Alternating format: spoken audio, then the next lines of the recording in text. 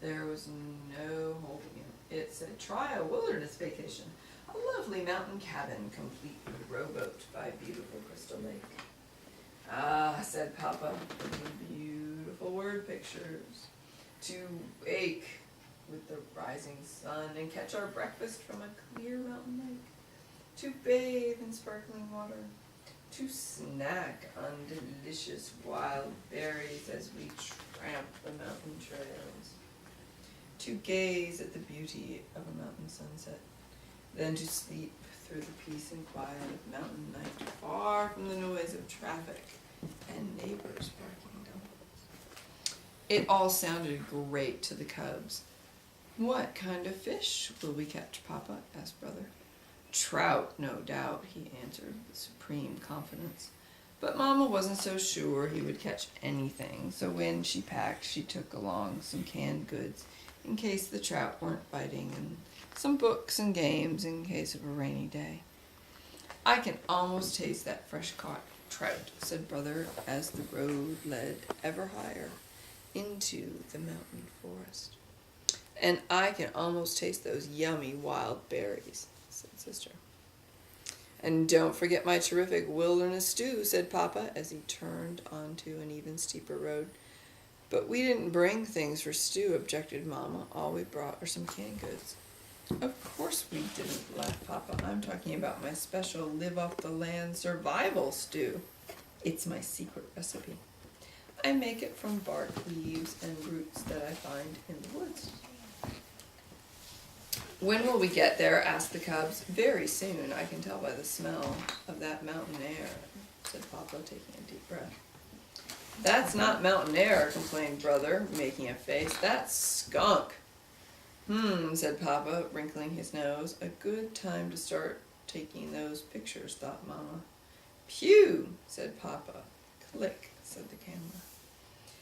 "There's the cabin," shouted Sister, as they rounded a bend.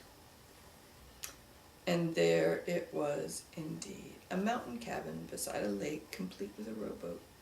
Of course, it wasn't quite as they had pictured it from the ad. Crystal Lake looked more like mud soup. The lovely mountain cabin looked more like a tumble-down shack. There was a rowboat, all right, but it was half sunk in the lake. But Papa wasn't the least bit discouraged. He was more excited than ever. "It's perfect," he shouted.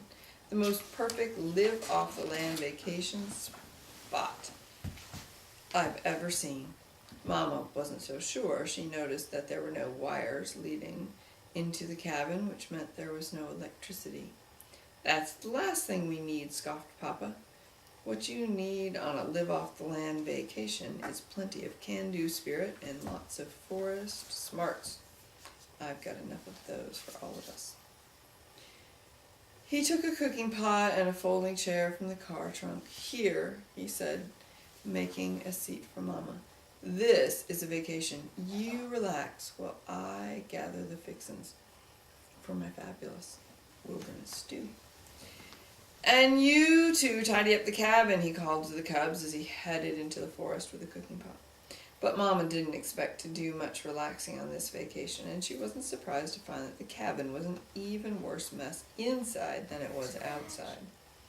There was an ankle-deep carpet of twigs, branches, and dead leaves on the floor, and it was practically a museum of spiderwebs, cocoons, and mouse nests.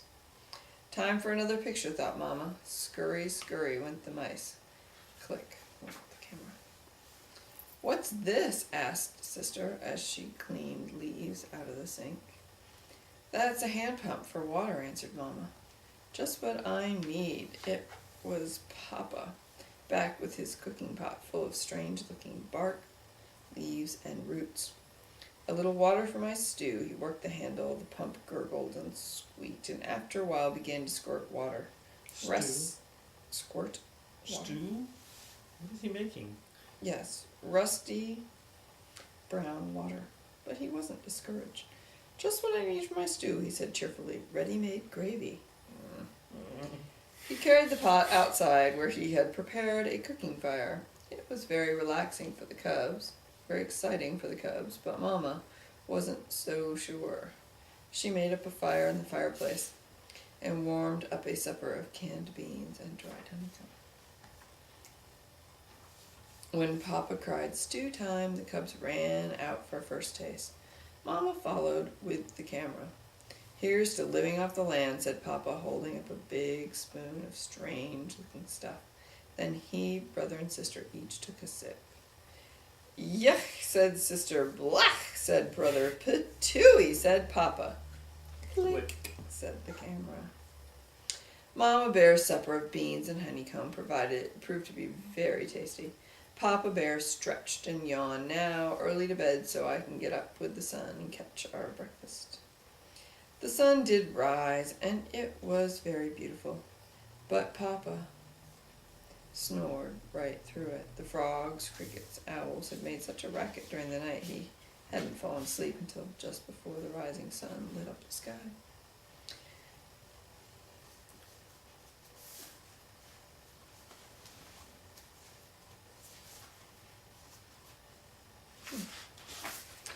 Papa began to get a little discouraged when he went out to catch breakfast. The boat sank as soon as he stepped into it, and all he caught was gloppy mudsucker that made snuffling noises and stared.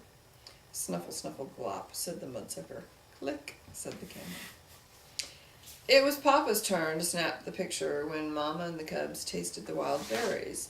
The thorns were something fierce, and the berries were so sour even the birds puckered.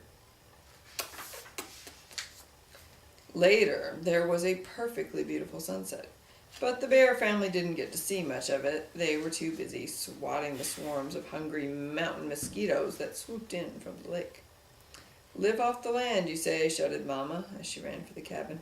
"With all these thorns and mosquitoes, it's more like the land living off us." It began to rain just as they reached the cabin, but the roof leaked badly, and pretty soon they had more leaks than they had pots and pans. They spent a miserable night. By morning, they were soaked to their fur, and there was a foot of water in the stairwell. "Don't worry," said Papa, "the rain can't last forever, and just as soon as I sweep out this water..." But instead of Papa sweeping the water swept Papa out the door and down the muddy slope and into the muddy, muddy lake. When Mama and the cubs reached him, he looked more like a mud ball than Papa Bear. "Say," he said, looking up at them, "I have a terrific idea. Let's go home."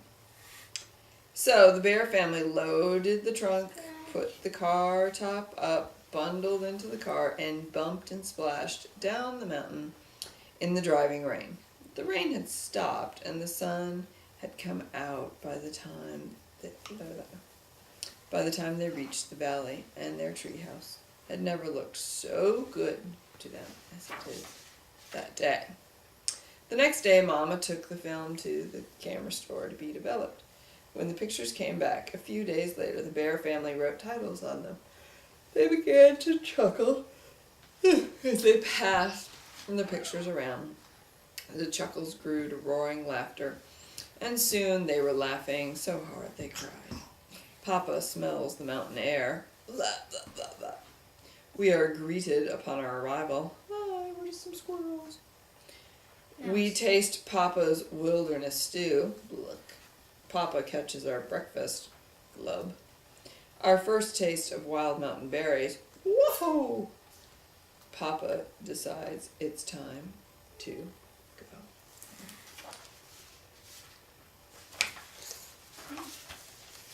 And every so often, Papa decides it's time to go home. Through the years, they take out those pictures and have an absolutely wonderful time enjoying the worst vacation the bear family ever. No, Embarrassing bears and too much vacation by Stanley John Bernstein. Oh. Good night. No, Good night. Daddy. Good night, my sweet Daddy. children. I will actually. There is time to read. But is this a graphic novel? No. Okay. Is it short enough to finish? Let's try by since Dad's reading. Show Me the Bunny by Stephen Banks, illustrated by C.H. Greenblatt and William Rice.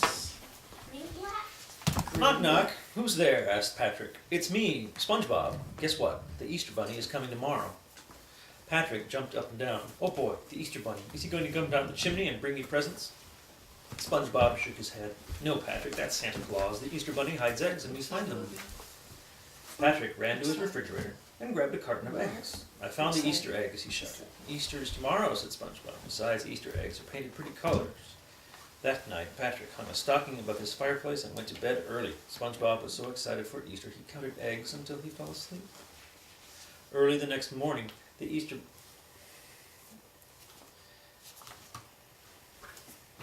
Hardy Boys, Super Mystery. Chapter 1. Ouch, I said when I came to. I thought about it for a moment. Ouch, I said again. How was it possible to be so uncomfortable?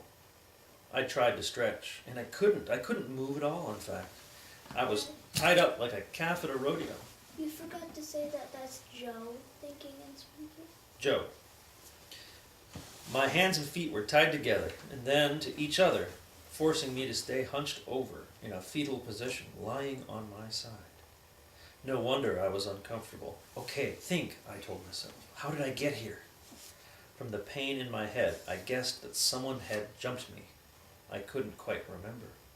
Thinking made my head hurt more, so I decided to concentrate on just looking around. It was dark, pitch dark. And there seemed to be a wall less than an inch away in front of my face, and one next to my hands, and next to my legs. I'm in a box, I realized. Not a large trunk, given how bent over I was. Definitely very mid-sized. I'm tied up in a trunk with a headache, and no idea how I got here. Could it be worse? The big question was, where was Frank? If I was trapped in a box, my brother couldn't be far away. Because the only reason something like this would happen to me was if an ATAC mission had gone bad. And I don't do ATAC missions alone. Whatever the mission is, Frank and I are in it together. We have been recruited by the ATAC group, and we worked together for them. No matter what, I knew Frank had my back. Frank, I grunted as loudly as I could.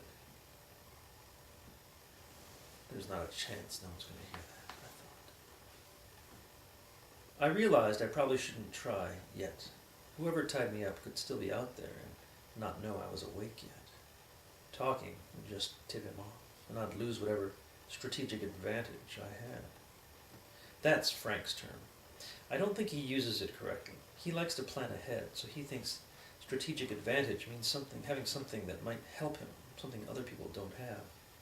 Like his boots, his ugly black combat boots that he has to lace up around his ankles. I hate those boots. We had a bet about who could get up the cruise ship's climbing wall the fastest, and Frank swore the boots were going to help him win, and he was totally wrong. Wait, I thought, the cruise ship. Frank and I aren't usually on cruise ships. And that's what finally made it all snap back into place. Frank and I were on board the Queen of the Marina cruise ship on a mission for ATAC. We were posing as deck waiters while we investigated a string of thefts on this ship over the past several months. Along with the typical jewelry, cash, and other valuables, the thieves had gotten their hands on some sensitive documents. A few of these had shown up on the black market, so ATAC wanted to know more about who had taken them. They figured that a couple of teenage waiters would be inconspicuous enough to fly under the radar and catch the crooks. Apparently, they were right. Frank and I figured out who the thieves were and got too close to them. Too close. Suddenly, I heard a tapping sound. It was faint, but I could just make it out. I concentrated, every muscle in my body tense. The tapping didn't sound random. I felt a grin break across my face. It was Morse Code. Taps with short and long pauses strung together. That had to be Frank. No one else I knew would use something that old. About a year ago, he made me learn how to decipher Morse Code before we went on assignment. And now it was a strategic advantage. Hey, Joe, are you there? Getting out soon, thanks to Boots. Boots? I was pretty sure that I had gotten the taps right. Maybe Boots meant that he had his feet free? I wriggled around and got my finger to the side of the trunk, and I tapped out. Here, tied up. Boots.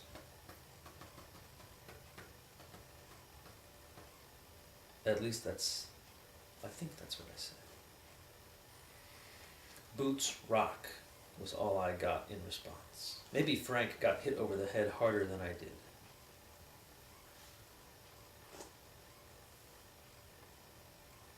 Dillon and Rosie were big dudes. They could hit pretty hard. Dillon Krause and Rosie Lincoln. The names flooded back into my head. Those were the guys we needed to catch. They were the thieves. Dillon was one of the ship's engineers. Tall and lean, he looked more like one of the bridge crew, unless you looked in his eyes. He knew gears, switches, and fuses, but not too much else. Rosie was the wrong crowd. The other waiters said he had been a college football star, but had gotten into too much trouble for the pro scouts to want him. Rosie had an axe to grind with everybody. On board, he was just a hired hand. Security for casino night, lugging trucks around. Nobody suspected him of the burglaries. Pretty soon, after we got on board, Frank and I knew it was Dillon and Rosie. It took us 2 stops at idyllic little coastal towns and many sleepless nights of snooping to prove it, but we did. We had a folder full of evidence on them. We couldn't pass it off to ATAC until we got close to shore. But we were only 1 day away from the next stop, St. Eve's. 1 day too long. The details were still fuzzy in my scrambled egg of brain, but Rosie and Dillon were waiting for Frank and me when we got off work that night. Right before I went down, I remember seeing the folder. They got the folder of evidence. I frantically tapped out a message to Frank. The folder. Who has it? I waited for a response, and waited some more. Tied up and in the dark, I didn't have much of a sense of time. Was it 5 minutes since I'd heard from Frank? 15? Was he still out there at all? Wham, wham, wham, crack! That didn't sound like Morse code. Had somebody heard us messaging each other? I waited, worrying. Joe! Frank's voice sounded close by. Get as far back from the banging as you can. Banging? I asked. Wham! The whole side of the trunk rocked with the impact. Ah! I said. I inched as far from that side as I could, which was about 3 inches, and I hoped it was enough. A little bit of light appeared as Frank plunged the saw tool of his Swiss Army knife through the side of the trunk. He did this 4 or 5 times, weakening the area around the lock. Then, with light streaming in, he hit the lock one final time, and it fell off. The trunk opened. You okay? Frank asked as he cut the ropes around my wrists and ankles. I stood up, stretching my back. Just peachy. Were you in a trunk too? There was a lot of splintered wood lying around. How did you get out? It's all about the boots, he bragged. I was so happy to see him and be unpretzeled that I didn't even mind his gloating tone. When they tied my legs together, they did it over my boots, so my feet could still move inside of my boots. All I had to do was keep wriggling my feet out of them, and I could kick the side out of my trunk. I looked down at Frank's feet. There they were, the ugly black boots, laced up his ankles like always. You put your boots back on before you got me out of the trunk, I cried, hitting him on the shoulder. You should save your brother first, then get your boots. Well, you weren't going anywhere. Frank looked at me. Where's the folder? I don't have it, I said. Dillon and Rosie have.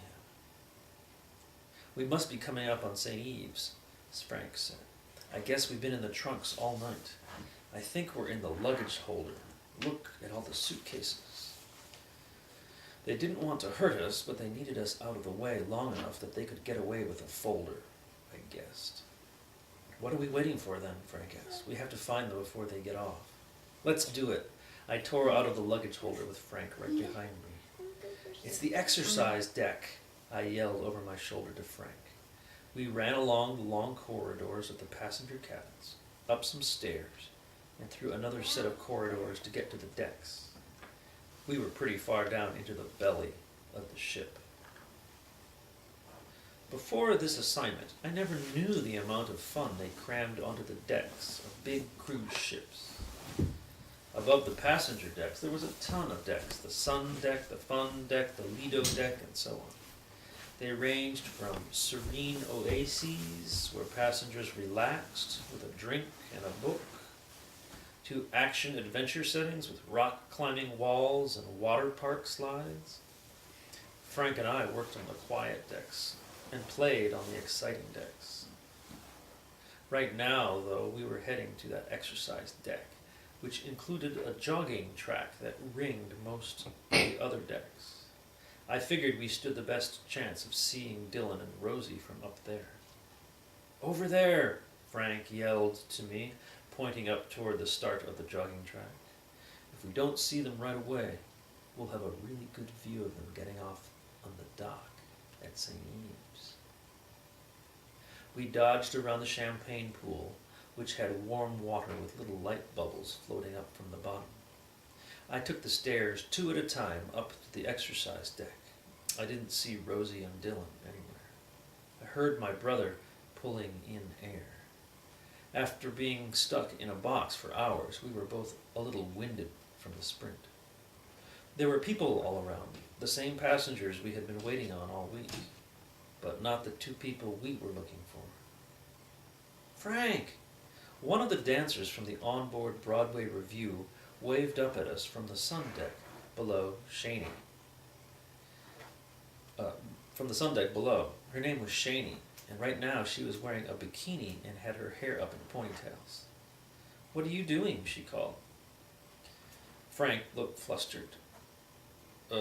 Busting out of boxes, fighting bad guys? He couldn't tell her that. Hi, Shaney, I jumped in. Oh, hi, Joe. She hadn't even noticed me. Any idea where Dillon and that big guy Rosie are? Have you seen them? I asked.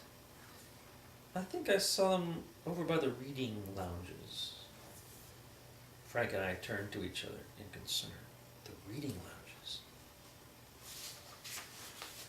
That's over by the lifeboats, Frank finished. They're not even going to wait for St. Eve's. We've got to run. He took off toward the stairs. No, not that way, I yelled after him. We need to go to the wall. It's faster. The climbing wall ran 4 stories up from the first open-air deck, which was also the deck with the boats. I ran to the top of the wall just as a pair of passengers successfully stepped off. The teen worker holding the safety ropes tried to stop me. Dude, you gotta start down there. He pointed to the bottom of the wall where a couple who wasn't going to make it to the top was about to bail on the whole thing. Frank and I would be safe going down once they were out of the way. Frank jogged up behind me. Good call, it's the fastest way. Seriously, dude, you can't just go down there, the worker said. We have to, Frank told him. Don't worry, we work here. He stepped out onto the climbing wall and started down. We've got an urgent order that has to get in, so we're going the fastest way possible, I added. Oh, well, if you work here, why don't I just propel you down? The dude suggests. Cool, thanks. He handed me the ropes and helped me get strapped in. Frank had already disappeared down below our feet. I looked over the edge of the platform. Frank was moving well, until his foot slipped out. I told him the boots wouldn't work for climbing. The front was too square to get the toe holds. Frank was handing by one hand. Frank, hold on, I yelled. My brother looked up at me, sweating from the effort of holding on with just one hand. He swung his boots around, trying to gain purchase. It didn't look good. He was facing a 3-deck fall. Don't drop me, I told the worker. I stepped off the platform and I dropped like a stone. My heart skipped a beat. If I fell, I would probably take Frank with me. The ropes pulled taut, and I stopped falling. Mommy's one. And so we end with chapter 1 of The Hardy Boys Kidnapped, Super Mystery, by Franklin W. Dixon. Narrated by Joe Hardy. Joseph Hardy. Okay, mister, did you have your medicine? Nice. You brush teeth? No potty? He brushed his teeth. Good for you. Hey. What did you start reading? Oh, it's long. Oh, 'cause I like the Hardy Boys better. Mm-hmm. Kind of, maybe. You should get to wash them. You wear your hat or your shoes? Hey. You wanna walk? You wanna piggyback with me? You want You wanna walk? You wanna piggyback with me? a hat? Yeah, he's piggyback right. Come on, you.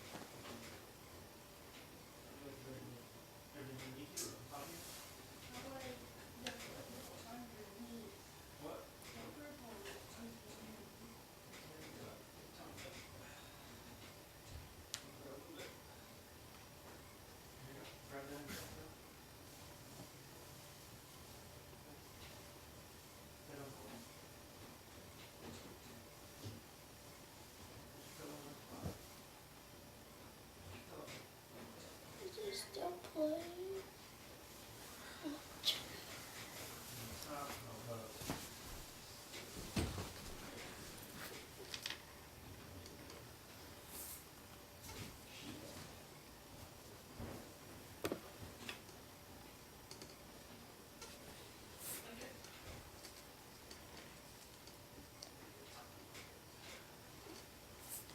Dad, the camera's still on. The camera's still on. Oh, okay, we'll get that.